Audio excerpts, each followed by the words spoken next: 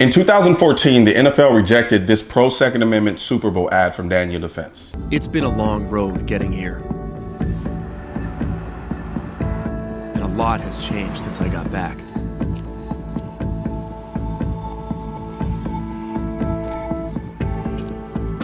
Now this is the center of my world.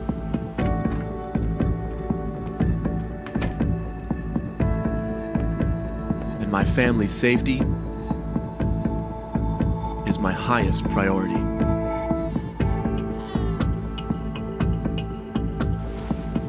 I am responsible for their protection.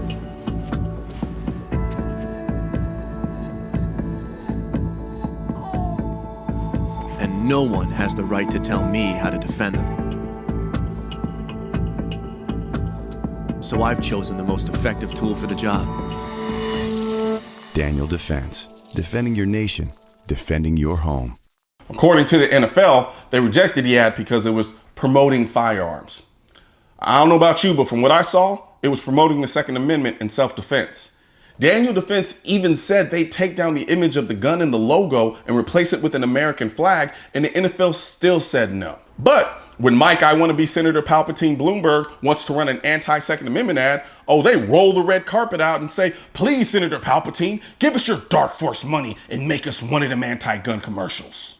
Morning Joe has the exclusive first look at Bloomberg's Super Bowl spot. George started playing football when he was 4 years old.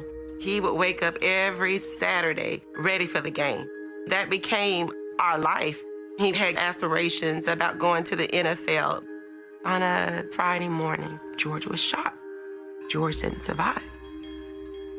I just kept saying, you cannot tell me that the child that I gave birth to is no longer here. Lives are being lost every day. It is a national crisis. I heard Mike Bloomberg speak. He's been in this fight for so long, he heard mothers crying, so he started fighting.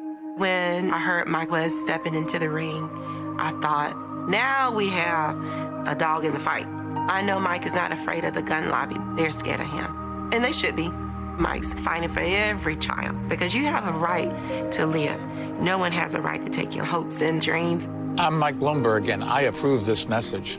I can't stand the way Bloomberg exploits the black condition in America. Bloomberg doesn't give two shits about young black men dying, because if he did, he'd be spending $10 million in our inner cities to provide economic opportunities, fix the broken educational system, and fix the poverty to prison pipeline that drives the vast majority of the violence in our inner cities. But instead, he's using this woman and her pain as a black shield against any valid criticism against his anti-Second Amendment agenda. For crying out loud!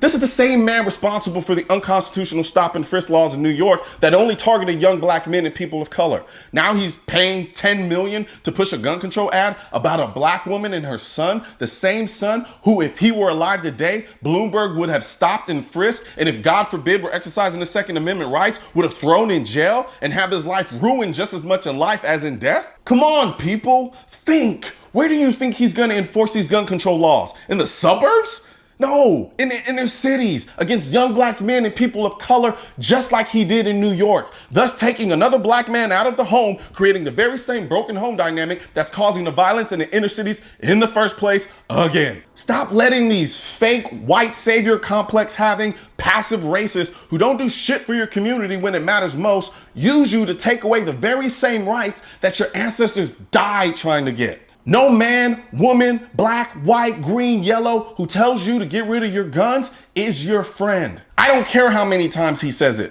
Bloomberg's goal is not reasonable gun control. His goal is to turn the entire United States of America into New York. And last I checked, there are no gun rights in New York because they were gutted by Bloomberg. And now he's trying to do the same thing in your state. Right now, there's a culture war against the Second Amendment, which is why I need your help spreading our message to counter their message. You can do this by leaving a comment, sharing this video, and click the bell and subscribe button. Let my voice be your voice, and let them know you want to keep America tactical. Because the right to keep and bear arms shall not be infringed wasn't a suggestion, it was a directive. Also, if you're wondering where to get your I will not comply, I lost all of my guns in a boating accident, the AR-15 is protected by the Second Amendment, and your state-specific Keep America tactical shirts, click the links in the description section of this video.